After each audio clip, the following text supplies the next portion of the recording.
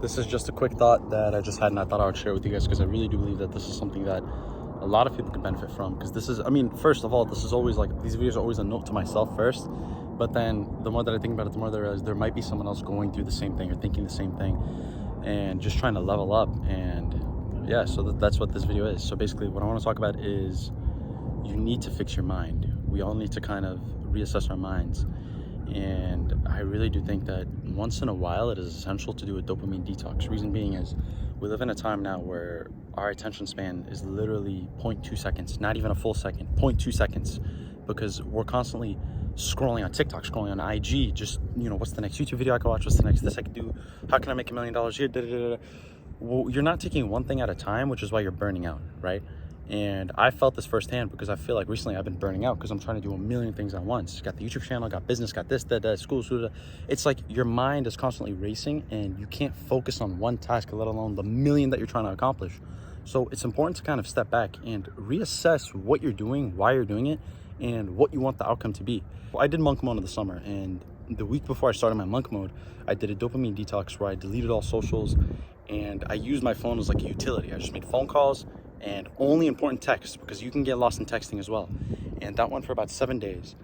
And my screen time went from like 10 plus hours to 2 hours, 3 hours and a half. And that's only through like business calls, quick text here, text mom here, text brother there, you know what I mean? And so I was using my phone for important tasks. The problem is our devices today are not designed to benefit us in any way. Yeah, they may help you with your work or whatever, but they're essentially designed to distract you from, you know, stepping out of the norm, stepping out of the box and becoming the better version of yourself. Some people say the 2.0 version of yourself. Brother, you're not even at the 1.5 version of yourself, and you're already thinking about the 2.0. And that's another thing. You need to take things day by day, step by step. I made a video last week talking about goal setting and the importance of setting important goals, but also realistic goals. That kind of ties into the whole dopamine thing.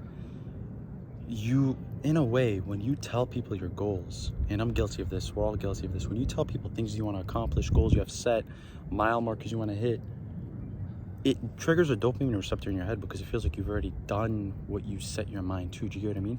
You already made the $1 million. Bro, you haven't even made $1,000 yet. Do you get what I mean? But in your mind, you think, oh, I told everybody, I'm halfway there.